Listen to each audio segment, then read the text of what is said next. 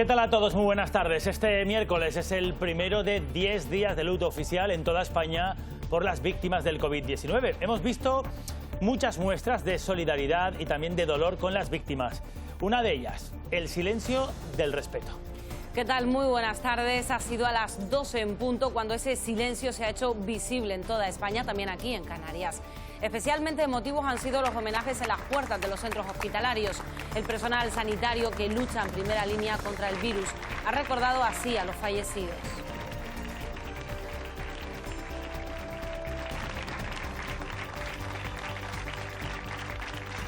Aplauso, homenaje a las 27.000 víctimas que deja ya esta pandemia sanitaria en España. Hemos visto los hospitales, pero también ha habido silencio, respeto, como decimos, en las instituciones. Para empezar, en las sedes ambas del Gobierno de Canarias, en las dos provincias del archipiélago. También en el Parlamento, en los cabildos y en los ayuntamientos de toda Canarias. Silencio también en las calles de manera espontánea para abrir un luto oficial al que nos sumamos desde Radio Televisión Canaria con este lazo negro que pueden ver ustedes en la esquina del televisor en señal de luto, y así estará durante los 10 días. El Gobierno de Canarias ha decretado y firmado el decreto de luto oficial durante 10 días en homenaje y reconocimiento a las personas fallecidas, que son, según los datos de la Consejería de Sanidad del Gobierno de Canarias, 158 personas, que ya no están con nosotros por la COVID, y todo el apoyo y el pésame a los familiares y a los amigos y amigas de estas personas. Dos de esas víctimas a las que se ha honrado han perdido la vida en las últimas horas en Canarias. La Consejería de Sanidad informa de que el número de fallecidos en las islas es de 160. Patricia Santana. Pues sí, y aunque la mala noticia es esa, 2 fallecimientos, uno en la isla de Tenerife y otro en Gran Canaria, la cifra se mantiene estable y eso ha permitido que hoy el Gobierno de Canarias haya vuelto a trasladar al Ministerio de Sanidad en una nueva reunión bilateral que las islas de La Gomera, La Graciosa y El Hierro están preparadas para pasar a la fase 3 el próximo lunes. Nueva baja en la cúpula de la Guardia Civil. Esta misma tarde el jefe de operaciones de ese cuerpo es el teniente general Fernando Santa Fe. Es, para que nos entendamos, el número 3 en la escala nacional de la Guardia Civil. Ha sido destituido también de ese cargo en la Comunidad madrileña. Y la polémica por el cese del coronel Diego Pérez de los Cobos ha dejado momentos muy broncos, muy intensos. Hoy en el Congreso, Madrid, Miguel Vega. Tensa sesión hoy en el Congreso de los Diputados, que no ha estado exenta de polémicas y con duras acusaciones al Gobierno. 2 temas han copado todas las preguntas de la oposición. El primero es ese cese de Pérez de los Cobos por parte del Ministerio del Interior, y el segundo, el pacto entre el Gobierno y Bildu para derogar la reforma laboral. En el cuerpo sin vida de una persona en una cueva de Mogán, en Gran Canaria. Los bomberos del Consorcio de Emergencias recuperaron el cadáver a primera hora de esta tarde y estaba en avanzado estado de descomposición. Se encontraba en una zona de difícil acceso. El fallecido es un hombre de 63 años que vivía en esa cueva. La autopsia revelará las causas de su muerte. Fíjense, la columna de humo se veía a kilómetros de distancia, tanto que fue necesario avisar a la torre de control del aeropuerto de Gran Canaria por si afectaba esto a la visibilidad del tráfico aéreo. También se avisó a Endesa porque en la zona había postes de electricidad. Los bomberos llevan horas actuando en ese lugar. Es una zona de invernaderos que está en el sureste de Gran Canaria, en Pozo Izquierdo, donde se acumula basura. El humo negro se debe a la cantidad de neumáticos que hay.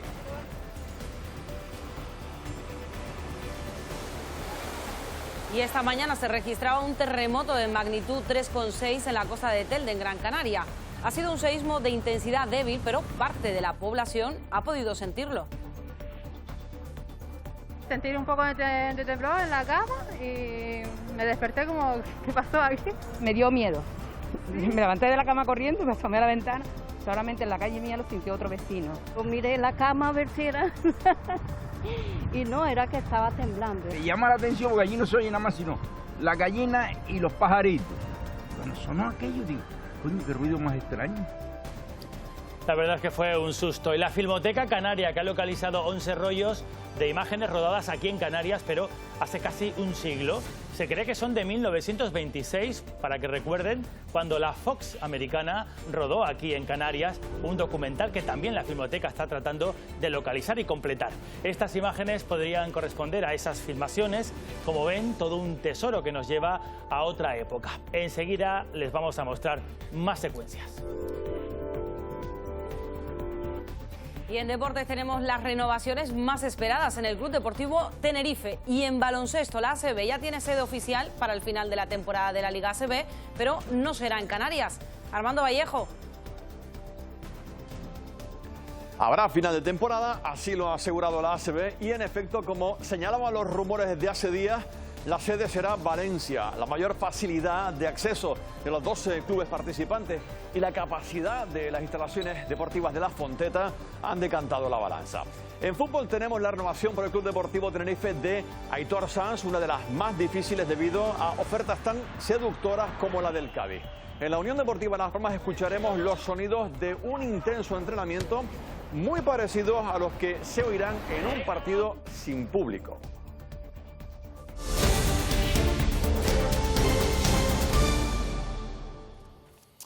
Bueno, pues vamos a empezar con este primer día de luto oficial en toda España por las víctimas del coronavirus.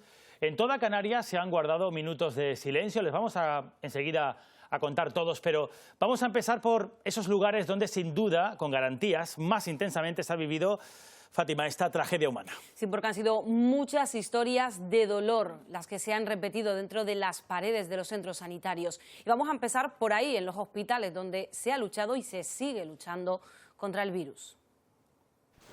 Los sanitarios de las islas se han unido al minuto de silencio en el primer día de luto oficial por las víctimas del coronavirus. En nuestro caso, además de ese sentimiento general de la población de pésame, hemos vivido día a día con ellos y de forma muy cercana, sobre todo con las familias que han tenido que pasar por estas lamentables pérdidas sin el apoyo de sus familiares y de sus seres más cercanos. Una forma de homenajear a familiares, amigos y compañeros de trabajo. Y la verdad es que en especial al personal que ha prestado servicio en los centros sanitarios, que son compañeros nuestros y que al final han entregado su vida pues por realizar con la máxima diligencia y profesionalidad su profesión. Con este aplauso, el personal concentrado a las puertas de los centros ha rendido un emotivo homenaje a los más de 27.000 fallecidos en España, 158 en Canarias. Silencio también en las instituciones públicas de Canarias. El Gobierno ha trasladado ese luto nacional también aquí a nivel autonómico. Es un luto que ya es visible con las banderas a media asta en todos los edificios públicos. Canarias ya está de luto oficial. Durante 10 días las banderas ondearán así a media asta para recordar y homenajear a los fallecidos por la COVID-19. El Gobierno, el Parlamento, la delegación del Gobierno, los cabildos y los ayuntamientos se unen a este reconocimiento con un minuto de silencio a las puertas de todas las instituciones. De luto oficial durante 10 días en homenaje y reconocimiento a las personas fallecidas, que son, según los datos de la Consejería de Sanidad del Gobierno de Canarias, 158 personas, que ya no están con nosotros por la COVID, y todo el apoyo y el pésame a los familiares y a los amigos y amigas de estas personas. En el decreto del Gobierno de Canarias se reconoce el dolor del conjunto de la sociedad ante la dureza de esta pandemia. Son hasta ahora 158 víctimas mortales solo en el archipiélago. Las islas, como el resto del país, afrontan desde este miércoles 10 días de luto oficial, el periodo más largo en democracia.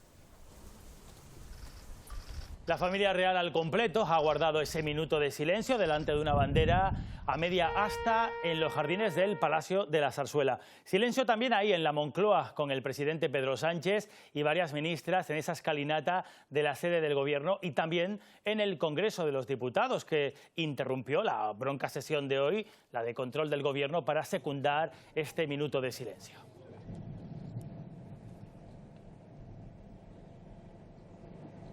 Y también el obispado de la diócesis nivariense ha honrado a los fallecidos. En el minuto de silencio han participado el obispo, Bernardo Álvarez, y el personal de la institución. Las campanas de la Catedral de La Laguna han sonado también como muestra de homenaje a las víctimas del COVID-19.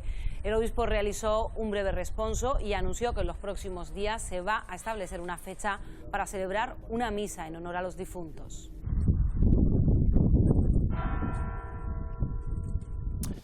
El luto oficial nacional poco se ha notado en el Congreso de los Diputados, donde hoy hemos visto esa intensa sesión de control del Gobierno con acusaciones muy graves de la oposición y un tema que no deja de crear polémica cada día más, el cese y ahora incluso 2 bajas ya de la cúpula de la Guardia Civil en Madrid. Vamos a empezar, Miguel Vega, Madrid, buenas noches de nuevo, por el Congreso de los Diputados. Sí, dura sesión esta mañana en el Congreso de los Diputados con duras críticas al Gobierno por parte de la oposición. 2 temas han ocupado la mayor parte de las preguntas de la oposición. El primero, el cese de Pérez de los Cobos por parte del Ministerio del Interior y la posterior dimisión del segundo dentro del seno de la Guardia Civil. Partido Popular, Vox y Ciudadanos han pedido la dimisión del ministro del Interior, pero Fernando Grande Marlaska ha vuelto a asegurar que este cese se debe a la modernización de su máximo equipo de confianza y que no se han producido injerencias. El otro tema que ha ocupado y ha generado mayor confrontación dentro del Gobierno ha sido ese pacto entre Bildu y el Gobierno para derogar la reforma laboral. Pedro Sánchez ha asegurado que fue un compromiso de investidura. Tras el pacto alcanzado con Bildu, Pablo Casado preguntaba al presidente del Gobierno, Pedro Sánchez, sobre la derogación de la reforma laboral.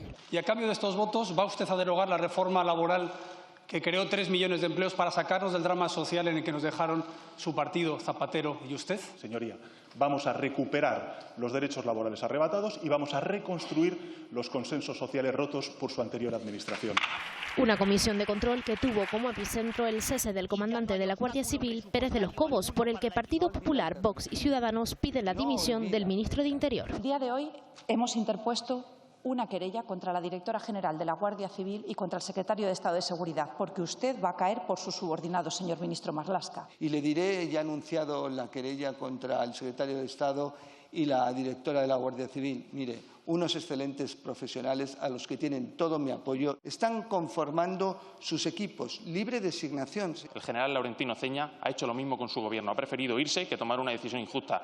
Si Roldán no logró acabar con la Guardia Civil, ustedes tampoco lo harán. ¿Está usted pidiendo, señor García Egea, a los miembros de las fuerzas y cuerpos de seguridad del Estado que incumplan las órdenes que consideren por iniciativa e incitación de ustedes injustas? Además, la sesión contempla la convalidación de las medidas sociales en defensa del empleo. También fuerte enfrentamiento entre el vicepresidente del Gobierno, Pablo Iglesias, y la portavoz del Partido Popular, Cayetana Álvarez de Toledo, ha acusado al vicepresidente del Gobierno de ser un hijo de un terrorista. Acto seguido, Pablo Iglesias le ha asegurado a Cayetana Álvarez de Toledo que tomará las medidas legales oportunas frente al delito que acababa de cometer. La presidenta del Congreso, Meritxell Batet, ha ordenado que se retiren las palabras de la acta de sesión del control porque Cayetana Álvarez de Toledo se negaba a retirarlas. Se lo voy a decir por primera y última vez. Usted es el hijo de un terrorista. A esa aristocracia pertenece usted, a la del crimen político. Muchas gracias. Usted acaba de cometer un delito aquí, en esta tribuna, y solo alguien con títulos nobiliarios es capaz de creerse con la impunidad de poder llamar terrorista a alguien que le salga gratis. Por lo tanto, invitaré a mi señor padre a que ejerza las acciones oportunas. El Ministerio de Sanidad ha notificado 39 muertes por coronavirus en todo el territorio nacional, correspondiente a los últimos 7 días, y un total de 27.118 desde que comenzó la pandemia. Además, ha sumado 231 positivos en las últimas 24 horas. Con eso serían 236.769 casos acumulados. Según el director del Centro de Alertas y Emergencias, Fernando Simón, los datos confirman la evolución positiva. En cuanto al incremento de fallecidos, fallecidos en el registro civil con respecto a los años anteriores. Simón ha asegurado que se está analizando esos datos. El director del Centro de Emergencias Sanitarias considera que los test rápidos para turistas que lleguen a España podrían no ser fiables al 100%. Además, ha insistido en que sigue existiendo riesgos de rebrotes. A nivel global en España no se ha detectado ninguna señal ahora mismo que indique que haya un posible rebrote, ni a nivel de comunidades autónomas. Sí que es cierto que en algunas zonas concretas, en algunas provincias, se han detectado focos concretos, pequeños agrupamientos de casos asociados a situaciones muy particulares que se han investigado y en principio se están controlando correctamente. Y según Sanidad en Canarias, la cifra de fallecidos de COVID-19 es de 160. La cifra de casos acumulados suma 2.334 desde que comenzó la crisis sanitaria. Solo ayer se contabilizaron 43 altas médicas, dato positivo, y hoy tenemos que lamentar 2 fallecidos más en las islas y el número de casos activos baja, de momento baja y se mantiene. Patricia Santana en este momento en 299. Sí, a pesar de que tenemos que lamentar esos 2 fallecimientos, uno en Tenerife y otro en Gran Canaria, que sitúan a las islas con 160 muertos, los datos se mantienen relativamente estables y eso ha permitido que hoy el Gobierno de Canarias haya trasladado de nuevo al Ministerio de Sanidad que las islas de La Gomera, El Hierro y La Graciosa están preparadas para pasar a la fase 3 el próximo lunes. Lo sabremos el viernes, como siempre, pero mientras tanto tenemos que insistir, Fátima, y mucho en seguir manteniendo las medidas de seguridad, sobre todo en esas reuniones familiares y de amigos donde normalmente nos relajamos mucho más y donde se están produciendo esos nuevos contagios. También hay que insistir en que hay que evitar usar los mismos cubiertos o el mismo vaso, por ejemplo, aunque sea con las personas con las que convivimos habitualmente. Y la mascarilla, saben que es obligatoria en la calle, también en los sitios cerrados cuando no se pueda mantener esa distancia de seguridad establecida en 2 metros. Eso va a evitar para todos que sigan aumentando los contagios, como en la isla de Tenerife, donde todavía se sitúan 225 casos activos. En Gran Canaria hay un fallecido por coronavirus y 3 nuevos contagios. En total son 45 los casos activos, incluyendo estos 3 nuevos contagios y las 13 personas que han sido dadas de alta en las últimas horas. En resumen, en total, el caso de la polución es positiva.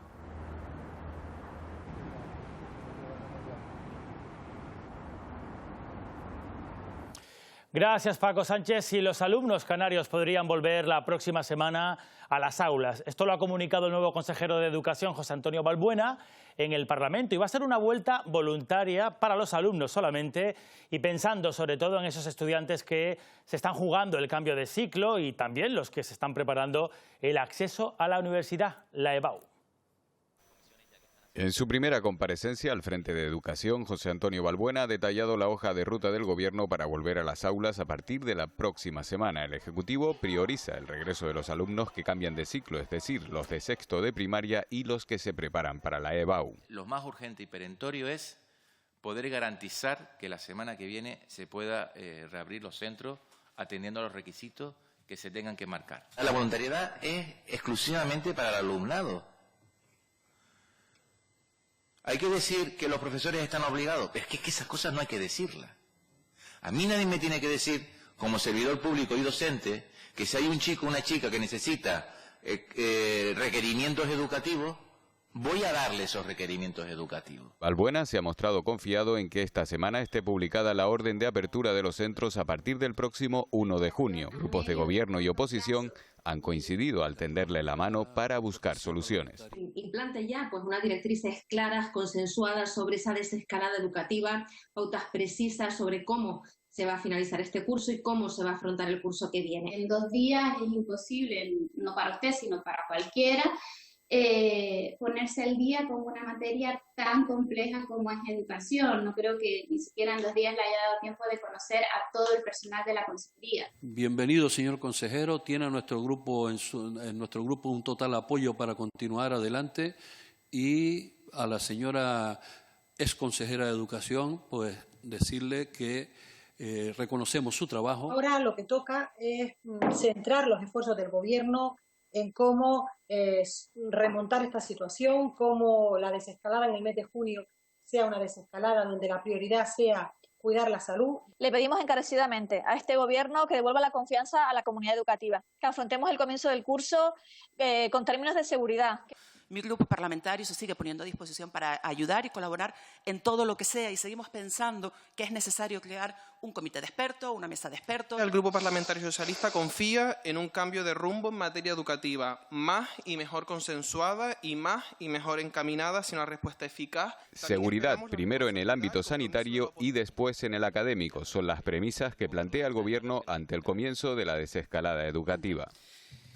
La gran afluencia de personas esta tarde en la playa de las Teresitas y las Gaviotas, en la capital tinerfeña, ha hecho que por segundo día consecutivo el semáforo, que indica el 75% del aforo de la playa, se haya puesto en color rojo. Eso quiere decir que prohíbe el acceso por un tiempo limitado.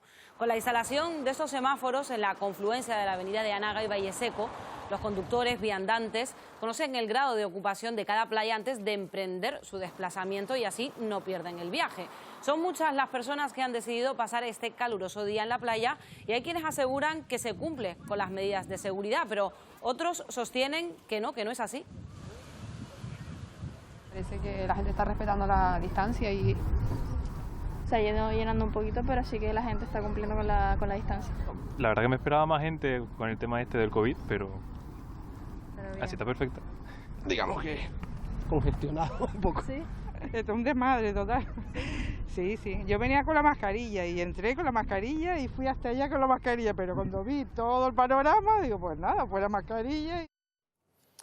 En Fuerteventura, hoy el único caso que se mantenía activo ha recibido la alta médica, no hay nuevos contagios, la cifra, por lo tanto, se estabiliza, María Asensio, en 45 casos ahí en Fuerteventura. Así es, ayer conocíamos que el único caso activo abandonaba la unidad de medicina intensiva y hoy se confirmaba que ha recibido la alta epidemiológica, aunque el paciente deberá seguir recuperándose los próximos días en el Hospital General de Fuerteventura. Desde el pasado 14 de mayo no se registran nuevos casos, por lo tanto Fuerteventura vuelve a ser una isla sin COVID-19. Aún así, se mantendrá el control. Hoy comenzaba a funcionar la carpa COVID-19 que se ha instalado en el exterior del Centro de Salud Puerto del Rosario 2 a petición del Servicio Canario de Salud y por parte del Cabildo Majorero para realizar test PCR a todos aquellos usuarios sin necesidad de que se bajen de su vehículo. Eso sí, deberá realizarse con cita previa y prescripción médica. Los presidentes de los cabildos de Gran Canaria y Tenerife han puesto en común sus posturas ante la crisis socioeconómica. Lo han hecho en el marco de un foro digital, Diálogos para la Reconstrucción, que organizan los diarios La Provincia y El Día. El superávit es el chocolate del loro. En este caso, para el Cabildo de Gran Canaria este año es 80 millones de euros, de los que ya hemos utilizado el 20% para hacer frente a la pandemia. Lo importante son los remanentes.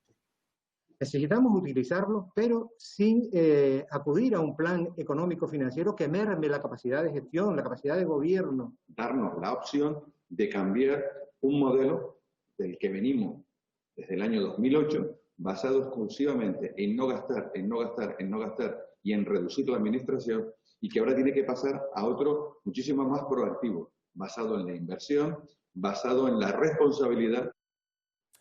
Y continúa también la bajada, lenta, pero es un lento descenso de casos activos en La Palma. No se detectan nuevos positivos y Javier Sánchez, La Palma, las cifras ahí en la Isla Bonita mejoran. Y es que esta nueva alta deja el número de casos activos en solo 11, ha sido un negativo por PCR en Santa Cruz de La Palma, que ahora mismo se queda con 6 de estos casos activos, 2 en los Llanos de Eridane, 1 en El Paso, 1 en Breña Alta y otro en Breña Baja. Todos ellos se encuentran en sus domicilios bajo supervisión médica. Además, hay que resaltar que para ir saliendo poco a poco de este estancamiento laboral, lo está haciendo la Isla de La Palma a través de, sobre todo, obra pública. Lo está haciendo, por ejemplo, en Cercado Manso, en la zona baja del municipio de Punta Llana, donde se trabaja intensamente para sacar adelante una zona industrial que revitalice la comarca noreste. Muchas veces tenemos falta de suelo de terreno industrial en la isla y más en esta comarca este de La Palma, por lo tanto creo que es una apuesta bastante fuerte para el desarrollo en general de la economía insular. España va a recibir 140 millones de euros del Plan de Recuperación Europeo. Es el segundo país del grupo que más inversión va a obtener. 77 millones serán en subvenciones, no habrá que devolverlos, y los otros 63 millones en préstamos. Una inyección económica que cumple con muchas de las peticiones del Gobierno central. Ahora tendrá que ser ratificado por los Estados miembros de la Unión Europea y el Parlamento antes de que entre en vigor. Nicolás Maduro ha anunciado, hoy lo ha hecho, que el próximo 1 de junio se inicia la desescalada en toda Venezuela y será por fases y no se descartan toques de queda. Nos cuenta desde Caracas Manuel Covela. Sí, en Venezuela, Nicolás Maduro anunció que el próximo 1 de junio iniciará el plan de flexibilización de la cuarentena por el coronavirus. Explicó que se realizará por fases y la idea, afirmó, es ir hacia una nueva normalidad controlada y vigilada. También señaló que se reactivarán diversos sectores económicos, pero aseguró que en aquellas zonas donde sea necesario aplicar cuarentenas o incluso toques de queda se hará. Todo esto lo aseguró luego de reportar que en las últimas 24 horas hubo un fallecido por causas asociadas al COVID-19 que elevó a 11 la tasa de víctimas y 34 contagios que llevaron a 1.211 la cifra total de casos. Por otra parte, el presidente de la Asamblea Euro-Latinoamericana, la Eurolat, Javi López, pidió a la comunidad internacional que suspendan temporalmente las sanciones impuestas a Venezuela para que de esta manera este país pueda hacer frente en mejores condiciones a la crisis del coronavirus. Soy Manuel Covela, reportando desde Caracas para la Televisión Canaria. Y vemos cómo está la situación en el resto del mundo. Más de 5 millones de personas se han visto afectadas por el virus y más de 350.000 han perdido la vida con COVID-19. El dato positivo, un día más, está en la cifra de recuperados. Más de 2.300.000 personas han superado esta enfermedad. En el Reino Unido, este virus ha generado, además de la sanitaria y la económica, una crisis política. Dominic Cummings, el asesor de Boris Johnson, que se saltó el confinamiento y recorrió 400 kilómetros con su familia, sigue acaparando las portadas en el Reino Unido. Johnson mantiene su línea de defensa de su asesor y pide que se rebaje la presión pública sobre Cummings. Necesita financiarse la Organización Mundial de la Salud, que ha anunciado que creará una fundación que ayude a financiar sus proyectos y el crecimiento de la organización. También preocupa mucho la situación económica de la mayor parte de los países afectados en el continente americano. En México, la estimación es que la destrucción de empleo afecte a 1 millón de personas. Es difícil recuperarnos de esto y pues ahora sí que no nada más es ya levantarnos de la cuarentena, sino lo que sigue después de la cuarentena. Ajenos en la medida de lo posible a todos estos problemas, los niños estadounidenses recibirán recordatorios y consejos para cuidar adecuadamente de su salud por parte de Gru y sus Minions. Los personajes de la saga de películas hacen así su aportación a esta crisis. El Hierro podría pasar el próximo lunes a la fase 3. De nuevo sería avanzadilla en todo el territorio nacional, mientras continúan con todas las medidas de precaución para mantener a raya el virus. Eso con la obligación en el uso de las mascarillas y que muchos vecinos Aroa Cano y en el Hierro necesitan ayuda para su compra. Sí, con la obligación del uso de mascarillas se han visto incrementadas sus compras en las farmacias. No todos los bolsillos pueden asumir el coste de una mascarilla diaria. Por ello, desde el área de servicios sociales de Valverde se han adquirido unidades para repartir entre los que más la necesitan. También la farmacia de Valverde ha querido aportar su granito de arena cediendo cajas de mascarillas. Desde el área de servicios sociales del consistorio capitalino se ha prestado especial énfasis en toda esta crisis sanitaria a la ayuda domiciliaria, pero también se han sumado muchos usuarios para la asistencia en la realización de trámites para ayudas económicas. El Departamento de Servicios Sociales del Ayuntamiento pues estaba ya ayudando a todas las personas más vulnerables en este caso y con una mayor necesidad socioeconómica. Ha habido un aumento exponencial en cuanto a solicitudes y sobre todo de usuarios nuevos en los servicios sociales. En Lanzarote han pasado muchos días desde que no se registran nuevos contagios. Siguen siendo 85 los acumulados y a estas horas, este día, más de 70 pacientes, Raquel Guillán, ya han recibido el alta médica. Han sido 77 las personas que lo han superado y 6 los fallecimientos que se han registrado a causa de este virus. Siguen siendo, después de 18 días, 2 los casos activos en la isla, ambos hospitalizados. Uno de estos pacientes se encuentra ingresado, continúa en la unidad de medicina intensiva, y el otro paciente está ingresado en planta del hospital Dr. José Molina Orosa de Arrecife. Y precisamente en este hospital donde han sido tratados las personas afectadas por el COVID-19 se harán en los próximos días algunas modificaciones. Será en la carpa de pretriaje que fue instalada de forma provisional en el servicio de urgencias al inicio de esta pandemia. Ahora, debido a las altas temperaturas registradas en los últimos días, será sustituida por una carpa climatizada. De momento, este paso previo al servicio de urgencias se llevará a cabo en una sala acondicionada para ello de este servicio. Un ejemplo de lo que no se puede hacer en esta situación sanitaria. Entierro multitudinario en Guía de Isora, en Tenerife. Este lunes, cientos de personas acudían al cementerio para despedir a uno de sus vecinos. Y esos hechos se están investigando porque, como decimos, incumplen la normativa de seguridad. En ese momento la isla estaba en fase 2 de la desescalada y solo se permiten 25 personas en un velatorio al aire libre. De esta manera masiva, cientos de personas en el municipio de Guía de Isora le dieron el último adiós a un vecino muy conocido y amante del mundo del motor. No se cumplieron las distancias de seguridad, a pesar de que el límite de la fase 2 es de 25 personas en espacios abiertos. Incluso hay quien iba sin mascarilla. Ocurrió este lunes. El ayuntamiento autorizó a la Asociación de Motoristas a acompañar al féretro siempre que se cumpliera la normativa, pero la situación se desbordó. Unas imágenes donde también se observa como varias personas bailaban a muy poca distancia y alguna de ellas incluso besando y tocando el coche fúnebre. La Guardia Civil investiga el caso para esclarecer por qué había aglomeración de personas en la zona y por qué no se estaban respetando las medidas de seguridad. El ayuntamiento lamenta profundamente los hechos y emite este comunicado en el que asegura que permitió acompañar al féretro, pero que siempre exigió el cumplimiento de la normativa. También reconocen que la situación se desbordó de forma imprevista. El Gobierno de Canarias ha pedido a la Policía Autonómica que abra una investigación sobre el entierro. Y esta madrugada se originaba un incendio en una casa, una vivienda particular que está en la capital de La Gomera. La propietaria llegó a saltar incluso de la ventana por el miedo al fuego y fue trasladada hasta el hospital insular en estado grave. Aún se desconocen, Patricia Clemente, las causas de este fuego, de este incendio.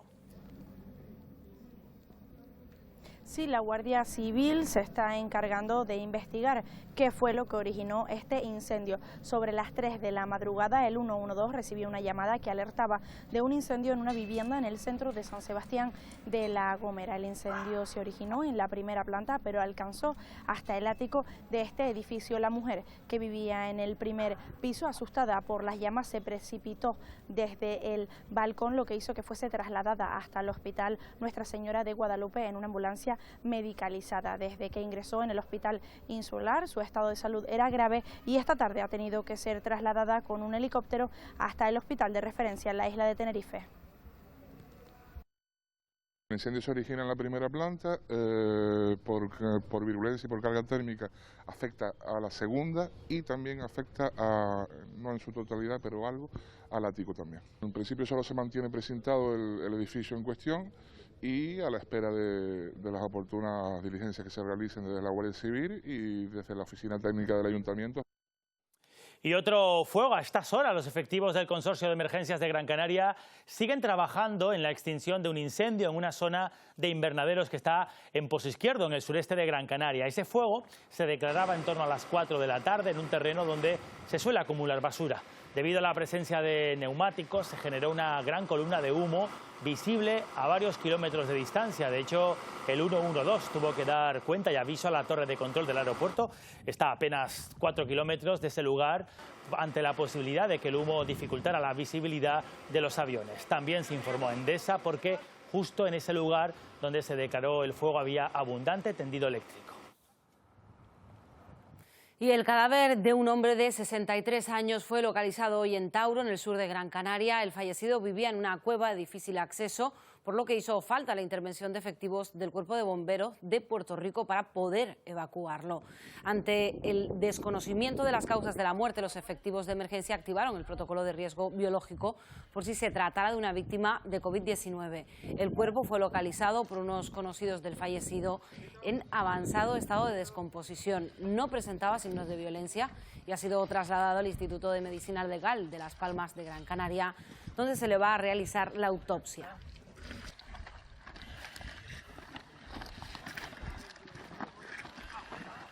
Sobresalto esta mañana por un terremoto magnitud 3,6 Richter en Gran Canaria. Se registraba en la costa de Telde. Y en ese punto casi no lo notaron, pero sí en unas zonas del sureste, eso a pesar de su baja intensidad. El Instituto Geográfico Nacional registró un terremoto de magnitud 3,6 a las 8:20 de la mañana. Localizó el epicentro a 20 kilómetros de profundidad frente a la costa de Telde, pero allí pasó casi desapercibido. Aquí en Salineta no se ha sentido nada. Yo, por lo menos, no. Sin embargo, el mapa refleja que pudo sentirse en toda la costa este de Gran Canaria, en zonas del interior y hasta en puntos del noroeste. Pero lo notaron especialmente en el sureste, aunque hay quien no lo identificó como seísmo. Mi suegra me llamó porque yo vivo arriba en Ingenio, en Aguatona.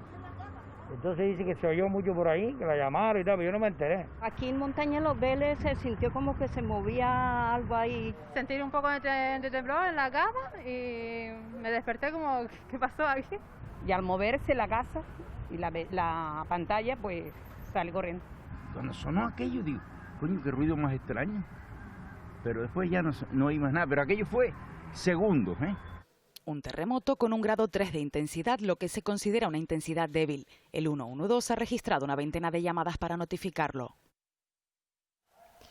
La red sísmica canaria, operada por el Instituto Vulcanológico de Canarias, ha registrado un enjambre sísmico compuesto por más de 60 terremotos de pequeña magnitud, localizado a unos 8 kilómetros al norte de Adeje y a 6 kilómetros al suroeste de Guía de Isora. O sea, los terremotos de Adeje, en concreto el enjambre de Adeje, pues es una zona donde a veces hemos tenido cierta actividad. En 2018, de hecho, hubo un terremoto sentido de 2,7.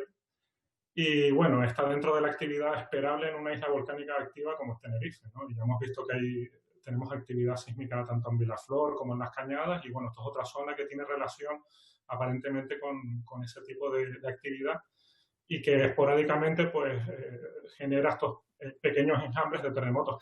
Una actividad que lleva repitiéndose en la isla en los últimos 15 días, no solo en los alrededores de Vilaflor, sino también en el mar, en la zona conocida como el Volcán de en Medio. Desde el año 2017, que la red sísmica mejoró considerablemente, pues llegamos localizando del orden de 1.000, 1.500 terremotos al año en las Islas Canarias, ¿no? La mayoría de ellos entre Tenerife y Gran Canaria o dentro de la isla de Tenerife. El mayor de los terremotos, de una magnitud de 2,9, ha sido sentido débilmente por la población de Adeje. No todos los terremotos aquí en Canarias son de origen volcánico, pero lo que les vamos a mostrar hoy en nuestra ruta por los rincones de Canarias, en este mes de mayo, mes de Canarias, se debe precisamente, de hecho, es fruto, ¿verdad?, de un volcán. Tal cual, vamos a viajar hasta la isla de La Palma para adentrarnos en eso, en la ruta de los volcanes. Una caminata natural que recorre las últimas erupciones en la Isla Bonita. El dramatismo de su paisaje volcánico y la posibilidad que ofrece de ver desde lo más alto las dos vertientes de La Palma hace que la ruta de los volcanes sea una de las más espectaculares que ofrece la isla. Transcurre por los municipios del Paso, Mazo y Fuencaliente, dentro del Parque Natural de Cumbre Vieja. Va de cumbre a costa, desde el refugio del Pilar hasta las salinas de Fuencaliente. La ruta de los volcanes cuenta con una longitud de 22 kilómetros y unos paisajes que enamoran a los senderistas. Su recorrido natural oscila entre los 725 metros de altitud que encontramos en el municipio de Fuencaliente y los 1932 de máximo que se alcanzan en la cresta de la cumbre. Una de sus peculiaridades es precisamente la que le da nombre, ya que las últimas 7 erupciones históricas de La Palma se localizan a lo largo de su recorrido, como la del volcán de San Juan en 1949. Derribó uno de los mitos que se tenían sobre el volcanismo en Canarias. Las erupciones anteriores habían sido con una actividad efusiva, es decir, la salida de lava había sido sin apenas explosividad. Y cuando se tuvo lugar el volcán San Juan, se llegaron a ver columnas de ceniza que eran visibles de muchos lugares de la isla. Las Deseadas, el punto más elevado, es otro de los atractivos de la ruta por las vistas que ofrece. Al llegar a Fuencaliente, el paisaje nos recuerda cómo la erupción del volcán de San Antonio en 1677 llegó hasta el mar ampliando la plataforma costera y sepultando la Fuente Santa. Junto a él, el Teneguía, la última erupción subaérea de Canarias. El volcán Teneguía tuvo lugar en 1971 y, curiosamente, la lava llegó al mar, pero dejó intacta tanto la salina como el faro. Este camino fue clave en su día para la comunicación de las dos principales comarcas de la isla. Hoy esta ruta combina sendero, pista forestal y asfalto, con pendientes de alta exigencia para los amantes del senderismo. Esta es una de esas rutas que hay que hacer sí o sí, ¿vale? Para realmente entender el vulcanismo. Para el que la quiera hacer hasta los Canarios sí se necesita tener una condición física relativamente buena, ¿vale? Porque hay mucho desnivel y son 17,1 kilómetros en los que el sol te da de lleno durante todo el día. Pero hay mucha gente que sale desde el Pilar, llega hasta el primer cráter, o quizás incluso hasta el cráter del Duraznero, a la mitad, y luego ya regresan otra vez. Es una zona más sombría y relativamente más sencilla.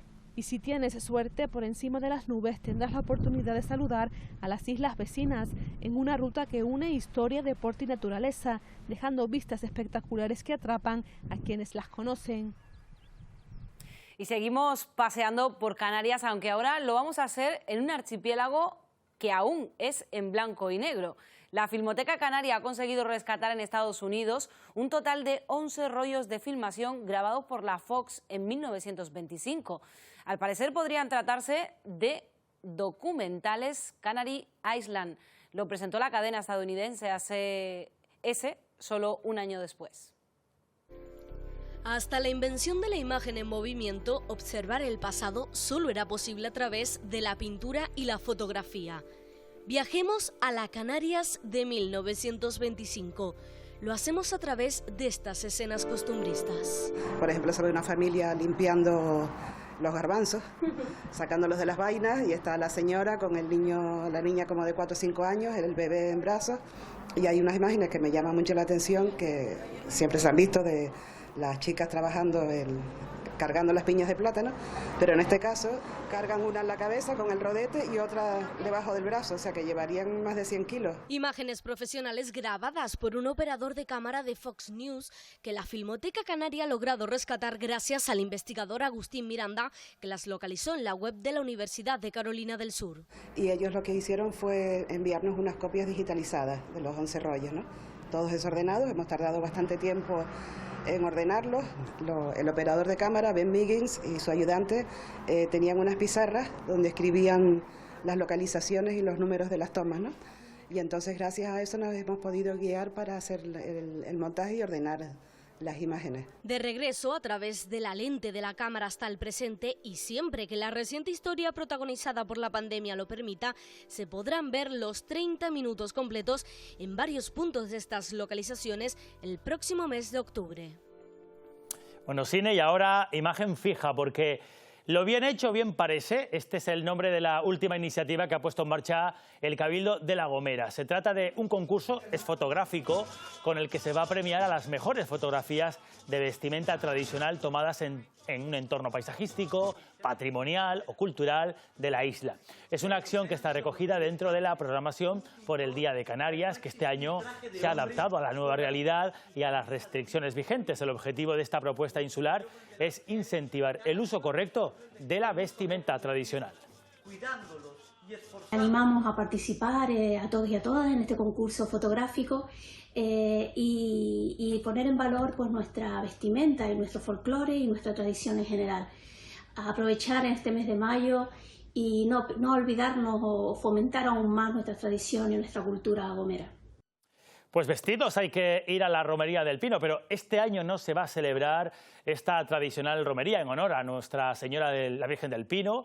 En Teror, al menos, no se va a hacer de la manera multitudinaria como se venía celebrando en los últimos años. Además, hay más actos en las fiestas de Teror y, de momento, el Cabildo y el Ayuntamiento de la Villa están estudiando cuáles se podrán celebrar y cómo hacerlo. Este año no habrá actos multitudinarios en las fiestas en honor a la Virgen del Pino, como la romería ofrenda que cada 7 de septiembre congrega al pueblo gran canario en la Villa Mariana. El Cabildo de la isla y el Ayuntamiento valoran alternativas para mantener aquellos actos que garanticen la seguridad y el distanciamiento social. Son nuestras fiestas de la patrona de Gran Canaria, las más importantes de la isla, y que algún reconocimiento, algún acto festivo tiene que ser, pero de la forma más segura posible. El pueblo tiene que estar tranquilo porque de una manera u otra podremos celebrar a la Virgen del Pino. Las fiestas del Pino han sido siempre algo grandioso para los que estamos aquí. Debe existir algo, mantener la tradición. Mantenerla de alguna manera, aunque sea de poquito, porque es lo más hermoso que hay. Esto es un pueblo mágico. Un pueblo mágico que recibe visitas y donaciones anónimas durante todo el año. Hombre, son cosas que pides y también ofrendas voluntarias, ¿sabes? El coronavirus ha alterado estas fiestas que ya se vieron afectadas por otra epidemia, la del cólera morbo en 1851. Entonces, la festividad, en vez de en septiembre, se celebró en noviembre. Y Dania Débora, la directora del Festival WOMAD para España, asegura que siguen trabajando para que la nueva edición del WOMAD se pueda celebrar en noviembre en Las Palmas de Gran Canaria. De momento no se ha cancelado y todo dependerá, asegura, de lo que digan las autoridades sanitarias, eso cuando llegue el momento. El WOMAD de este año, en noviembre, aún tiene su fecha. No es que quiera crear ninguna expectativa, pero nosotros estamos trabajando en estos momentos con mucho acercamiento hacia las autoridades sanitarias.